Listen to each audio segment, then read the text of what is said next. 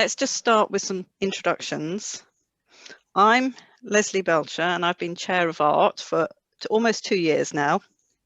And today I'm joined by Simon Linford, President of the Central Council, and David Sparling, who is, amongst many other things, the coordinator of the art tutors. None of the above, obviously, acts as any sort of qualification for predicting the future of ringing post the pandemic. So this talk is about some of the things that have been going on, as well as a collection of thoughts and ideas about what might the post-pandemic landscape of ringing will be and how we can successfully recover. For the first time in a year, we have some indication of a roadmap ahead of us. The timings are still subject to change, but there's a clearer picture than at any time since March 2020.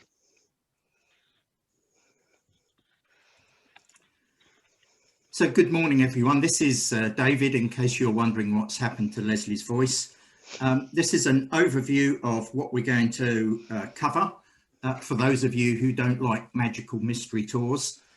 We're going to start by taking stock of where we are and exploring some of the things that are going on right now. I won't spend too long on this, mainly because some of you will have heard me talk about it before, for which I apologise, but it is worth defining a starting point as we set out on the journey forward. From there, we'll have a think about where we might go as restrictions start to be eased. And specifically, we want to look at some of the challenges that may well lie ahead of us. Perhaps more importantly, though, we want to look at some of the opportunities that a 1-year break from ringing might give us. So let's just step back and think about some of the effects of this pandemic. Obviously, we've missed the act of ringing and the challenge that brings in terms of physical and mental activity. But there's so much more than that people have been reporting. First and foremost, I think we've missed the friendship and the social gathering that comes from all of the different aspects of ringing. You know, whether it's practice nights and the banter in the pub, Sunday morning ringing with coffee and cakes afterwards, quarters, peals with post-peal lunches, usually for me in the Railway Tavern at Kelvedon, competitions, all came to a grinding halt. We've missed out on the routine. I, for one, have struggled to know what day of the week it is without Wednesday evening practices and Sunday morning service ringing to anchor the week, so to speak. We've missed the freedom and the opportunity to go where we want and when we want. The chance to drop in on a practice night knowing that you'll meet up with a group of friends and receive a warm welcome. We've missed the opportunity to go on outings and the chance to visit new churches. And we've missed the physical activity. Despite being able to go out on daily walks or cycle rides, it's not quite the same thing as ringing a bell. And if you think about it and you think about an average ringer who may pre-pandemic have been out ringing 3 times a week with, you know, half a dozen touches, that's close to 2,000 finger, elbow and shoulder stretches per week. 2,000 per week across the year. That's 100,000 physical repetitions that has completely stopped. If you scale that up and you think about some of these prominent peal ringers, you know, a friend of mine has regularly rung 150 peals per year. That number goes to 15,000 repetitions per week, or about 750,000 missed exercises in the last year. And all these things we simply took for granted 12 months ago. You know, last year's art conference and an AGM just 12 months ago, we had 120 people crammed in a room all chatting to each other, and all of a sudden we're not allowed to do them anymore. And maybe we will appreciate them more once we're allowed to. All of these effects have been exacerbated as each new lockdown hit, and particularly with the second lockdown that came after the partial return to ringing. There was a flurry of activity on social media reflecting the degree to which people were really beginning to suffer. And it was actually that second lockdown that prompted the formation of what became known as the Survival and Recovery Steering Group. So this was a joint initiative between ART and the Central Council, prompted by those discussions on social media around October 2020. And we jointly recognised the need for a coordinated response to many of the comments that were being circulated, and to let people know that something was happening and that someone was on the case. And the focus of that group has been initially to maintain momentum, to engage with grassroots leaders and let them know that, as I say, something was going on. The idea was to share ideas about what people were doing in different parts of the country and indeed different parts of the globe, to encourage, inspire and motivate others to keep things going in their area. Alongside that, we were also building recovery plans, initially with no idea whatsoever when we might be able to implement them, because there was no clear idea of timescales. But nevertheless, we needed what I think some people have called an oven-ready plan to be able to be triggered at the appropriate time. And importantly, we believed that it was necessary to engage with grassroots leaders. And that's people like your good selves. And what that led to was the idea of recovery champions. So the Recovery Champions is a new grassroots network to act as a communications channel, to share those ideas, to share the plans for the future at grassroots level. Ringing has always thrived where there is an energetic and enthusiastic driver. One new person coming into a tower or a district or an association or a guild can make a huge change in the activity levels. And our belief is that the seeds of recovery need to be sown and nurtured at local levels, and cannot be driven down from any organisations above. We've got now 90 breaking news, 90 volunteers to date, but we do need more. Many of those volunteers may well be listening to this talk. Some are guild officers, some are ART members, some are Central Council members, but many are not. They are just keen individuals who want to see things start to improve as and when we're allowed. Guilds in general are too big. Our belief is that the Recovery Champions need to know the people and the towers round about them. And our belief is that the change in recovery will come from that district branch level, where you have a collection of perhaps 10 to 20 towers who all know each other and all interact with each other. The ideas that the Recovery Champions are working on are shared via regular newsletters. Issue 4 of the newsletter was released just last week. Those newsletters are sent out by all the parallel distribution channels to the usual Central Council, Guild and Association contacts, from them down to the branch levels. There's emails to ART members. There's the usual social media channels, be it Instagram or Facebook or Twitter, and back issues of all of those newsletters are available on both the Art and the Central Council websites.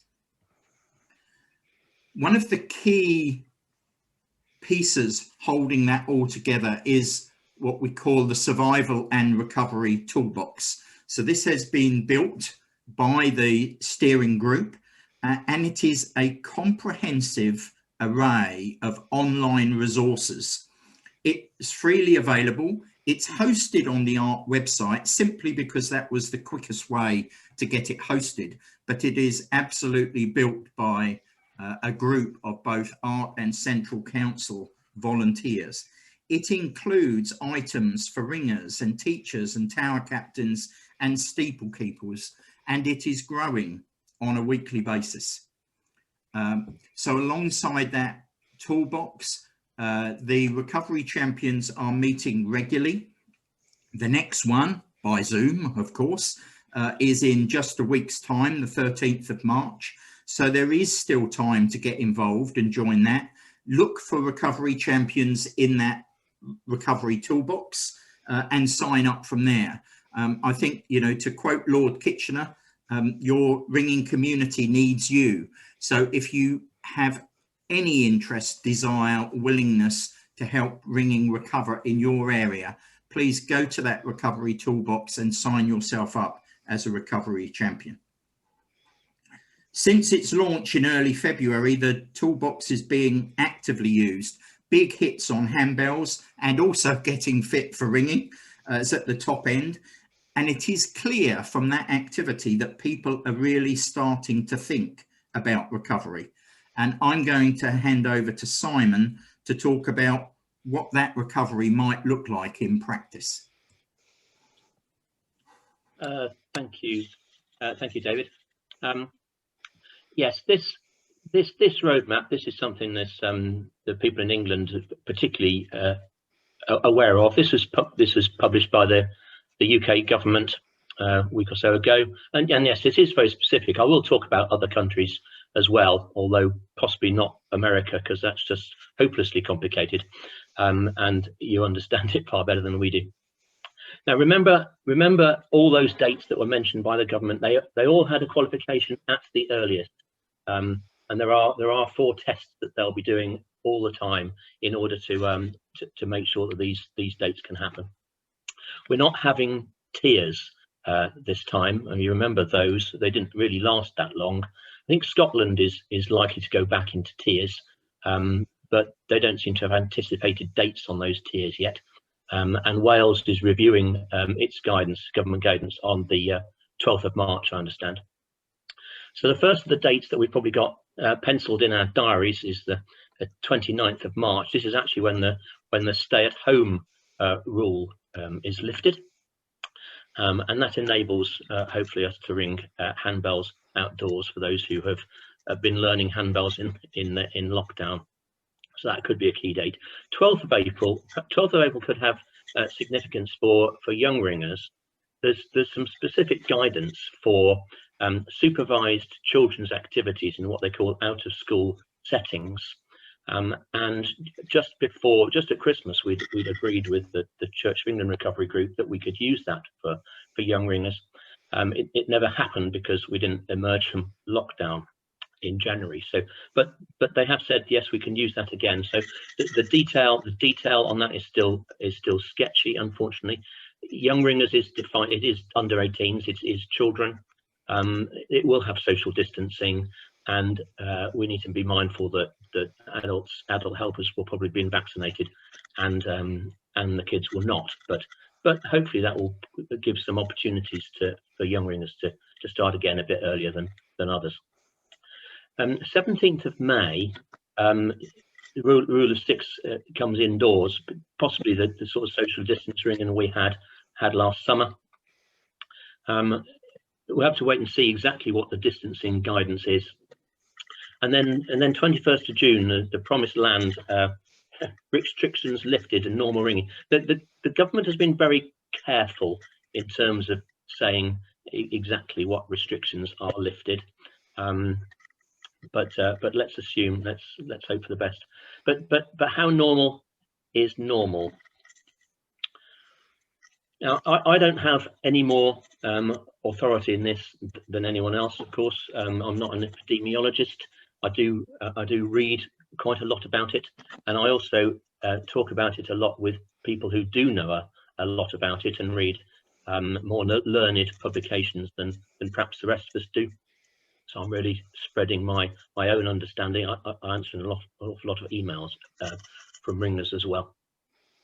And the first thing, I mean, don't assume, for a start, don't assume it will be the 21st of June. All those dates were earliest, and each one, because there are the 4 tests they're going to be applying in the background, and the dates have got fixed periods of time between them. So I think we could probably assume that if one date slips by a week, that means that subsequent dates will slip by a week as well, and it could well be cumulative, because they'll keep adding in the time to see the effect of each different stage of lockdown. So that's probably worth remembering. The other thing is, don't assume that 21st of June ringing will be face mask free. There's been no real statement on that. The Chief Medical Officer certainly isn't suggesting it'll be face mask free, and there might be some retention of that. So we'll have to keep an eye on that. But I mean, it's not as if everyone won't be told. Don't assume the face masks won't remain. Chief Medical Officer is certainly saying that face masks may well come back in next winter, maybe for a period. The second point there, not everyone will be vaccinated. I mean, vaccination it protects us as individuals, of course. It doesn't protect the unvaccinated who you come into contact with, and that'll get stressed a lot, I expect. But lots of ringers are saying, I'm going to be okay. I feel safe. I've been vaccinated, but it's just not about the people who have been vaccinated. But that said, we are in a much better place than we were before. The risk is dropping rather than going up, and we'll probably just end up living with this particular disease like we live with others. The rise in new variants, those who study this, this is probably the biggest of the factors that could affect timing, and that's why they're so worried about things like the Brazilian variant that emerged. So that's the thing that could possibly trip us up more than anything else. Restrictions possible next winter again. Yeah, that is definitely coming from Chief Medical Officer saying to expect it. Probably not full lockdown, but maybe a little bit more distance, and certainly face masks. And ventilation. Ventilation, I'm just going to talk about a bit more. I mean, I've talked about ventilation quite a bit.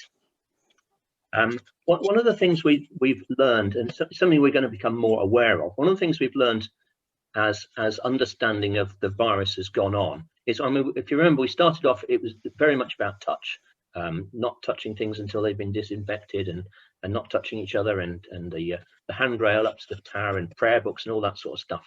But it has become clear that it's not getting transmitted very much by touch. There was also a lot of emphasis on droplets. The 2 meter rule was all about how far droplets go before they hit the ground. And again, that's not as big a factor now. There's a much greater understanding that the primary means of transmission of coronavirus is aerosol. And the best way I heard of understanding the aerosol concept is to think of air fresheners and perfumes and how they hang in the air. That's aerosol. So if you think how long, if you sprayed an aerosol, a deodorant or something in a small ringing chamber, how long would you be able to smell it for? That's the way to think about it. So I'm just going to look at some slides from a magazine, a journal called El País, which looks at ventilation in more detail.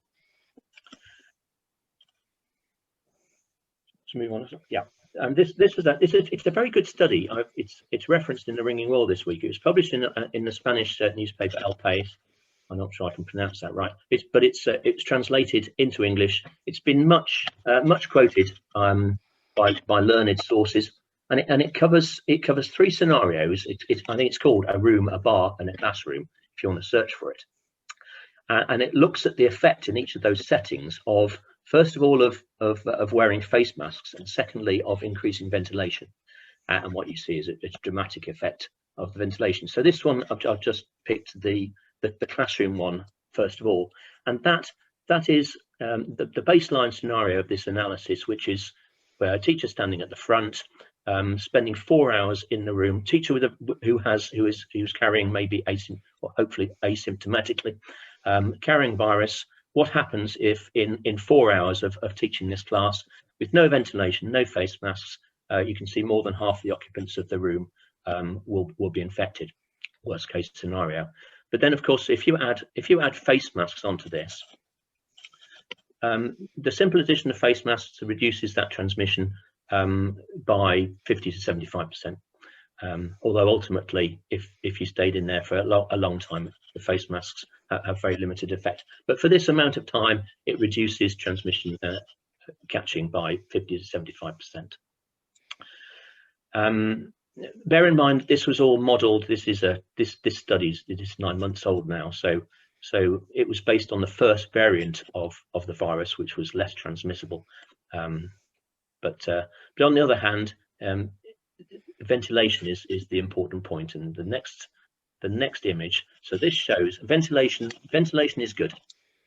Ventilation will be our friend. And it's no surprise that the outdoor activities are starting before indoor activities. You just go back to the perfume or air freshener analogy. We all know that spraying the air freshener in your garden doesn't have a lot of effect.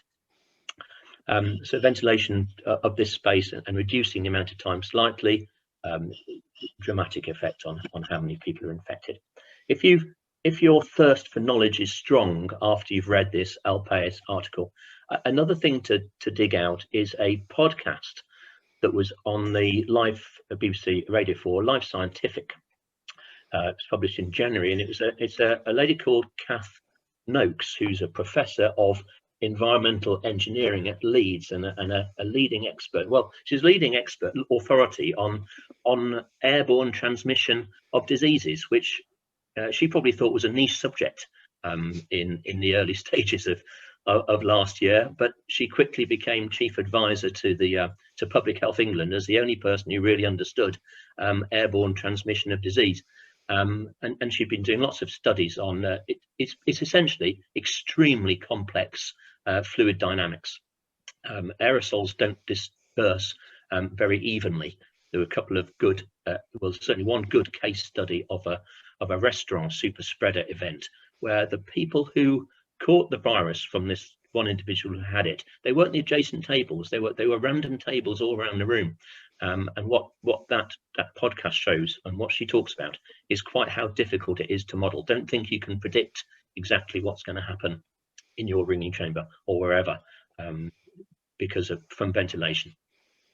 But I think the key difference for us and ringing moving forward is we will have an understanding of ventilation. We probably will shy until all our governments say we're back down to a baseline. We'll just live with this, DEFCON 0 or whatever it is. I think we'll all be thinking, if there's a choice between holding your practice in a ground floor ringing chamber with a door open, as opposed to a small upstairs ringing chamber with no window, you'll go for the airy one. We'll probably ring quarters and peals feeling a little bit cold rather than feeling nice and toasty. So what else is going to be different post-pandemic? Well, in a moment, I'm going to hand over to Lesley to talk about some of the more immediate challenges we're facing. But there are a couple of medium-term ones, which one of which, certainly the top one, certainly you're probably thinking about or worried about, because people are talking about it. But these are, whilst these are a medium and maybe long-term changes, they are things that are exercising our minds, certainly in our work council work group. The strategic stakeholder work group we're discussing. The pandemic has accelerated the rate of church closures, I mean, possibly by as much as 10 years. Churches with congregations of fewer than about 25 are not really viable.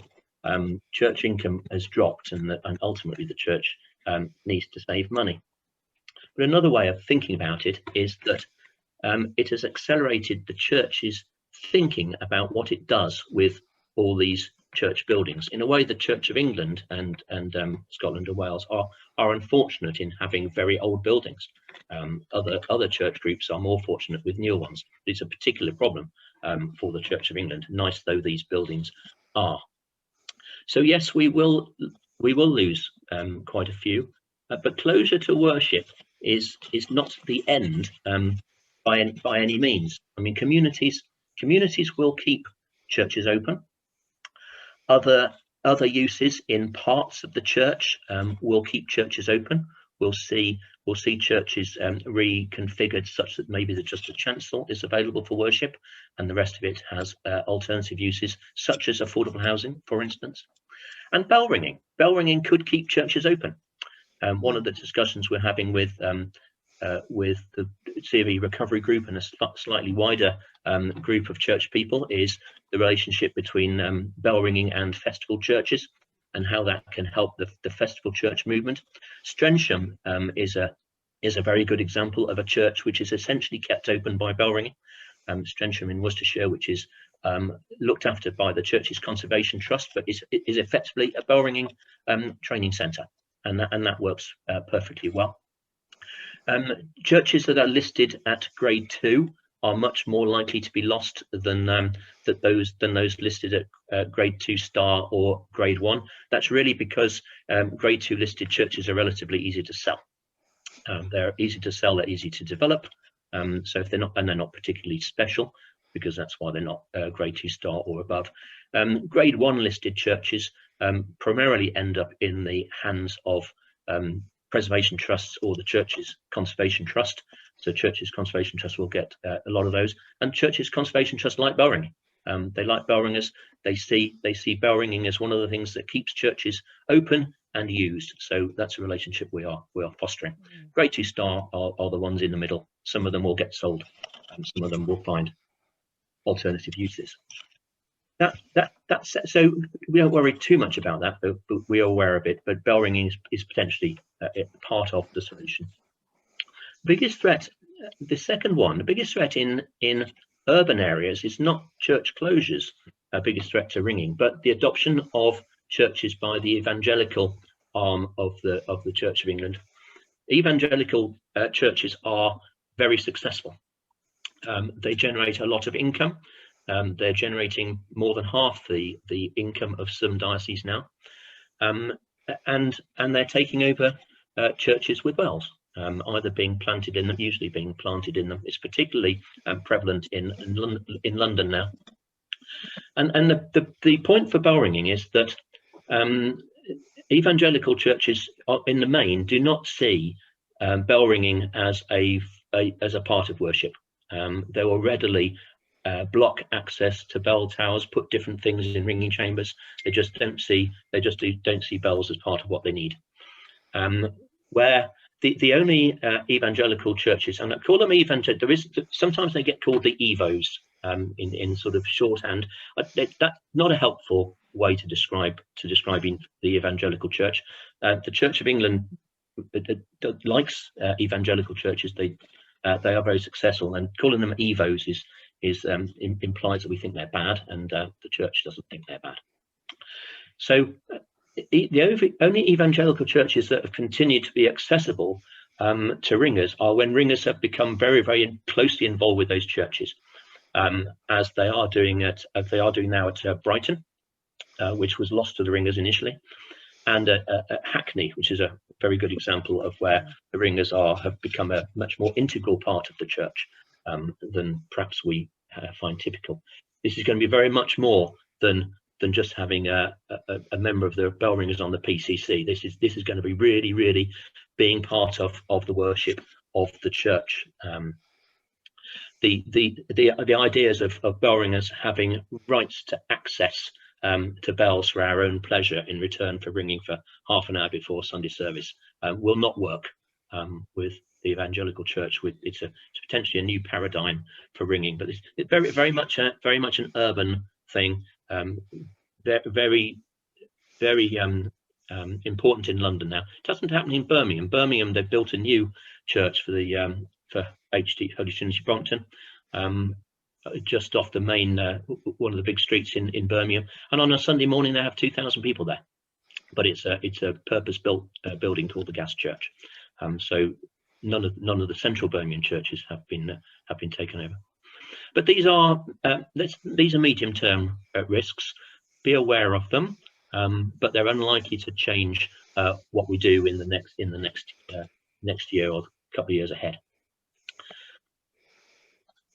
I'm just going to finish with we have been here before. I was researching for a speech I gave last week and reading Ringing Worlds from 1944 and 1945 when they were coming towards the end of a period of not ringing and seeing where they were going, and found these two quotes from 1945, and it's quite interesting that, especially that the first one, what you may not think about is that the war was a time when people mixed with other people much more than they had been before, and there was a lot more awareness of just different people and people mingling together and people mixing around the country, which I just thought was quite interesting.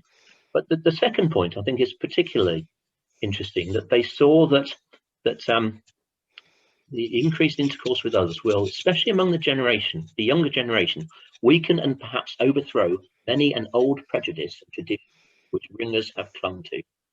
There will, in short, be many more open minds in the exercise. I think that's really, really interesting. Many more open minds in the exercise. This is potentially the opportunity to do things a little bit differently, and that's what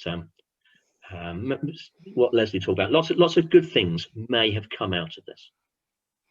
Okay. So thank you, Simon. And it might seem a strange thing to say, but this enforced rest has had some positive effects that really would be very silly not to take forward. We've developed new ways of doing things. Doing a presentation like this today to about 100 people was something that wouldn't have crossed our minds a year ago. We probably knew that the technology existed, but even if we'd never heard of Zoom, but we'd never have thought that ringers like you today would have wanted to use it on such a large scale. And now it's become normal, I think, for guilds and associations to have weekly or monthly webinars. And hats off to Steve Coleman and the G&B training events. His recent winter school attracted 1,000 delegates. The scale that this new technology offers is really amazing and really powerful. I'm already thinking about next year's Art AGM and how we can build a physical event with the virtual so that more people than ever can be involved. And then what have we had? We've had new technologies: ringing room, ding, muster, handbell stadium. They teach the theory. Counting places is so natural on online platforms, whilst ringing by numbers is difficult. The complete converse to what happens in a tower. And we can do things like we can split listening and rhythm from bell control, allowing the development of these skills independently and in parallel. Distributed ringing. I can ring handbells every day of the week, if I was allowed. And with the new e-bells, it feels like handbells. My brain aches, just like they do have to ring in handbells. It's just a tiny bit slower. We've seen people conducting quarter peals who haven't rung a method inside before. And sometimes they've done that on handbells when they've never rung handbells physically before. We can ring and talk with friends, as David said, across the whole of the country, or even on different continents, every week. And in the summer, there was handbells, real handbells. There has been a resurgence in handbell ringing. New leaders and organisers have come to the fore. Who've seen an empty space And because they love ringing and want it to continue, they've occupied that space. And often it's not seen as a coup by the older generation, who are very happy to hand over the baton to people who are younger with more energy and newer ideas. And I think finally the absence of ringing has made both churches and local communities realise how much the sound of bells is part of both the national and local landscape. An absence has truly made the heart grow fonder. But moving on, what is the likely impact of COVID-19 on ringing, at least in the short term? This is our best guess. We will lose some ringers, and probably concentrated at both ends of the experience section.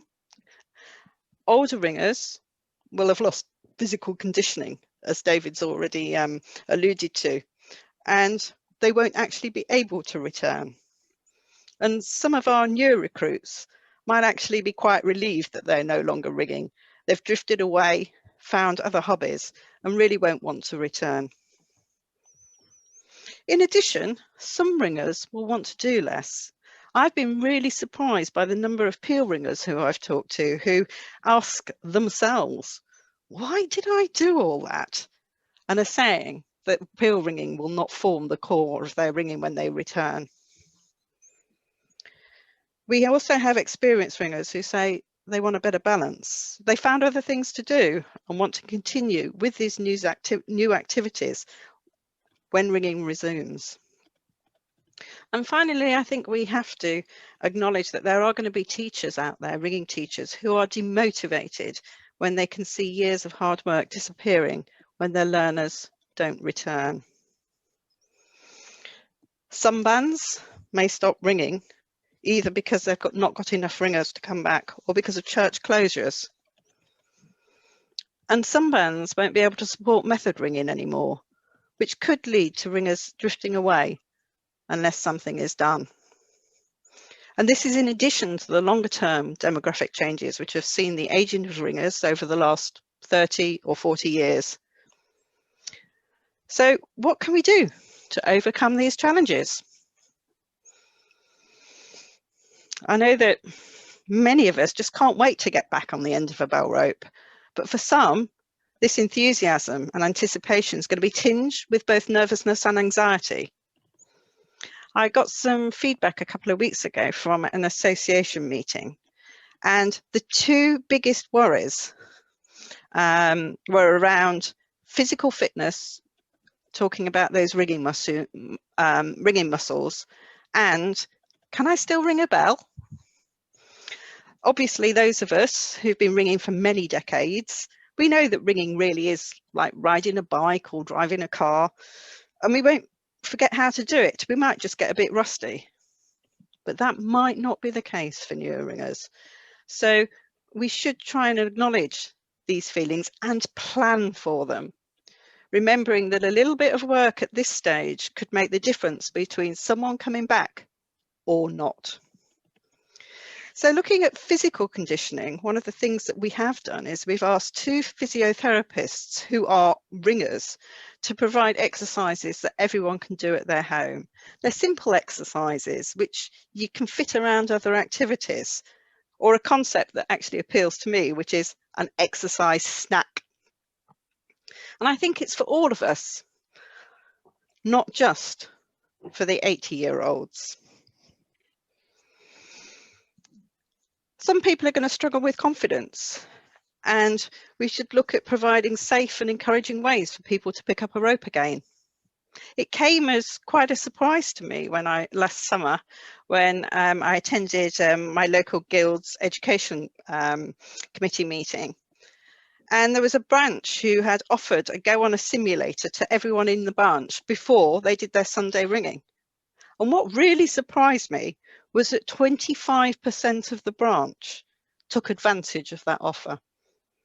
So again, one of the things that we're looking to do is engage with the simulator network and organise ways for people to practice in a safe environment where they won't think that they're going to make fools of themselves and where they feel safe.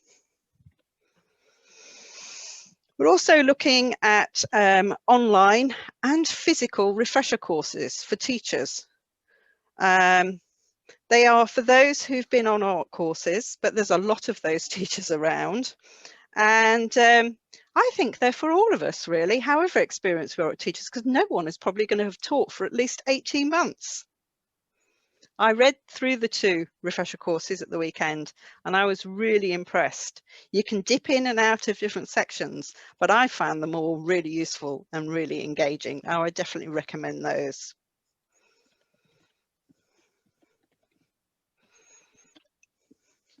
So once we've got people back into the tower, we need to start thinking then about plugging any holes. And the first thing is we don't want to lose existing ringers, which was the major point, I think, of the survival part of the survival and recovery toolbox. A particular group that we've been thinking about is lockdown learners. These are people whose theory has extended well beyond their bell control and actually have got a lot out of being able to ring either handbells or online over the past year. They are very motivated, but that motivation might very well be lost when they get back in the tower. So what we've done there is pull together a set of resources and ideas for teachers. It's not rocket science, but it's about intensive teaching, goal setting, centered on bell control, striking and performance, rather than method ringing. And why not continue with online ringing and handbells? It's a hobby. People enjoy it. And I know one surprise major band who have asked to continue with their ringing room practices once they're back in the tower because it's a great way of learning new methods. So how can we help? Well, one tool that we have is the recruitment and retention workshops, which were piloted this time last year at the art conference with 60 people taking part. We're very happy to either arrange or facilitate such a workshop in your local area. And we're exploring on ways of doing this online so that thinking and planning can actually start before lockdown finishes. The output of the workshop is that you actually develop your own 10-point plan. It's all about sharing ideas, not having to reinvent the wheel, and I think making sure that the project is sustainable. It's not about us hosting a successful open day, but it's about hosting a successful open day that leads to a thriving band in 2 or 3 years in the future. We're also thinking about how to recruit both efficiently and effectively, because recruiting and training takes a lot of time and energy. So one of the things is, why don't you look around and see and talk to any lapsed ringers? We did a survey in 2019 of lapsed ringers, and over 40% of those who contacted us were able to ring surprise minor, and over 60% Grantsford and Plame Dob. These ringers don't need to be trained and can very quickly become a great asset to a band. Within art, the learning rope scheme statistics show that those who progress quickest and furthest are generally, and I've got to say this as an average before I upset anyone, but are generally those who start to ring below the age of 30. A couple of weeks ago, I was involved in an online meeting of about a dozen people talking about young ringers, and I came away positively bouncing. I know that more support is going to be available. There's going to be a lot more initiatives going on in this area, and including a National Young Persons Ringing Society for young ringers, by young ringers. And I'll come back to this theme in a little bit. I think in recruitment, people are going to need to go local, taking advantage, hopefully, of that goodwill generated during lockdown in the local community and within the church. How do we hook these new ringers? Well, I suggest that we look at what's been in the news in the past year. Mental health, well-being, social isolation, and reconnection to the local community, all of which are boxes that are ticked with big ticks by bell ringing. Use those hooks. They might be different from the ones you used in the past. And people are already asking if there'll be a national recruitment campaign. Well, the Central Council are talking to the big ideas company. Do you remember them from Ringing Remembers? About a national recruitment campaign targeted at young ringers with the aim of recruiting 2,022 new ringers in 2022.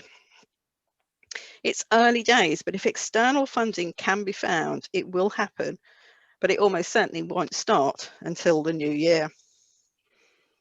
It'll be different to the Ringing Remembers campaign. It will target young people in schools and youth groups with the hook of creating the next generation of ringers. The idea is to target about 200 schools, creating groups of young ringers, let's say 200 groups of 10 ringers. Each group will be taught at a recognised teaching centre, be it an art hub, a ringing centre, or even a very well-run tower, but only where good quality, youth-centric teaching can be provided. Now that's the idea. None of it is fixed in stone. Now, none of this is going to be possible without motivated leaders, be they tower captains, ringing society officers, or people just doing things off their own bat. We believe that tower captains are critical to the regeneration of ringing and recognise that there are probably going to be a disproportionate number of new ones after the pandemic. Now, there's already some stuff out there for helping tower captains, the Tower Captain's Handbook, or the Arts Tower Management Workshop, full of the right information, but not necessarily delivered in the right way.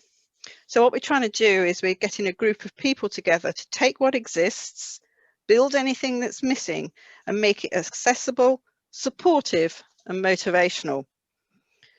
Support could be in the form of individual mentoring, and I think in ringing we do need to develop people's mentoring skills, or maybe a network.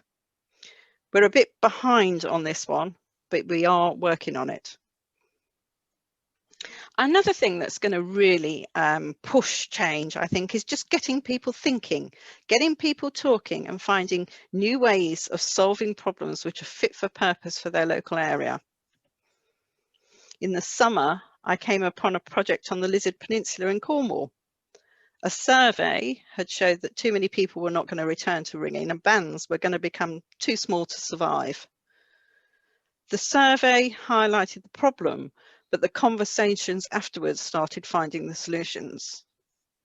The church was asked which services on the peninsula they like to be supported, and a band of ringers was formed to ring for those services. It kept the ringers ringing, it improved the relationship with the church, and they now have plans to recruit and train when ringing resumes to rebuild ringing on the peninsula with the help of others.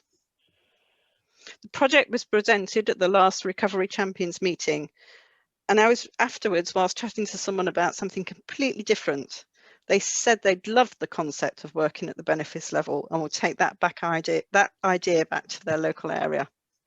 That made my day. So we're offering a survey.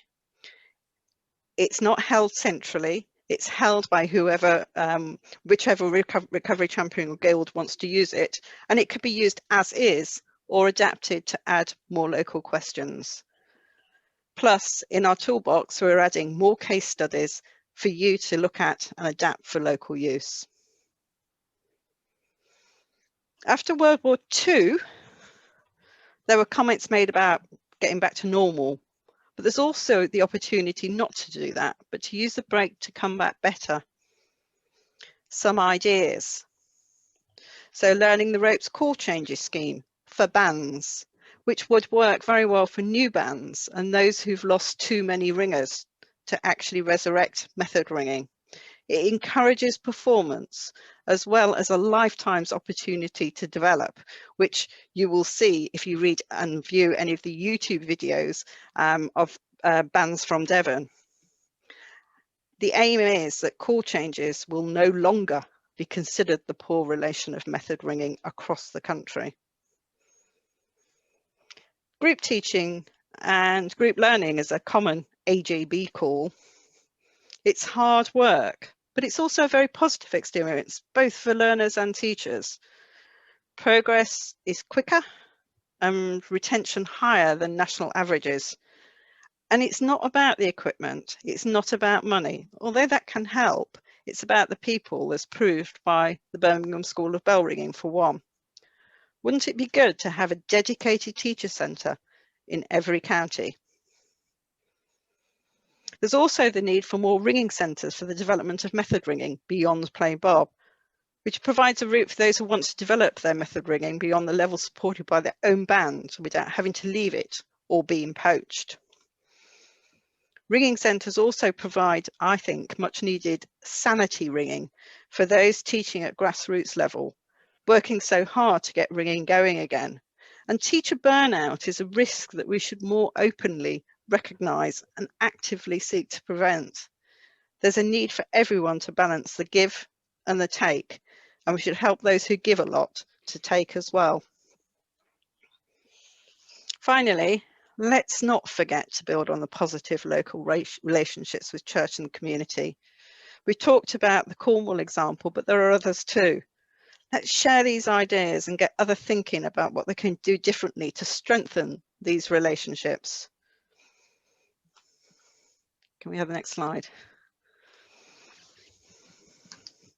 So the pandemic has been a massive shock to ringing, but the enforced breathing space offers an unparalleled opportunity to do things differently. Everyone is encouraged to be open-minded about new ideas. There are stories about bands wishing to remain isolated and stick to their practice night, even though they may only meet 3, 4 or 5, rather than joining together with neighbouring towers. Maybe it's time to change from the traditional one tower, one band's approach. And this is a positive change because banding together has all sorts of benefits. It provides more opportunities, more flexibility, and can be a platform for growth. We have great case studies where people have banded together, and we can provide more information about these over the next few months. I think above all, let's not tolerate the "we've always done it like this" way of thinking, or the constant sniping behind people's backs of those who dare to try new things. I've known more than one person doing great things turn their back on ringing completely because of such bullying. How well have associations and guilds handled the pandemic? Some have been outstandingly active and encouraging, others less so. So what needs to change to address this? Be brave in adopting new ideas, but be kind to those who are more cautious. And let's have perhaps a renewed focus on performance, because ringing is, after all, about a performance, and the quality of that performance is, at least to the general public, much more important than the technical ability involved. Those ringers who can ring rounds and corn changes well are every bit as valuable a part of the ringing community as those who aspire to multi-splice Maximus methods. They all have their part to play in the post-pandemic landscape. Reflect on what worked well for you and what didn't in the past. Same for your band and your local ringing society. If it didn't ring before, you have an opportunity to do something different. And when things worked well, do more of it. Get together with your ringing friends, and if they agree and want to work with you, then you're probably onto a winner. Later on today, we've got the Art Awards ceremony. One of the things that stands out for me is the momentum that so many of the nominees achieve. They make good things happen, and people want to come along and they want to help and take part. We really did get a record number of nominations in a year when there was no ringing. Ringers are truly an amazing bunch.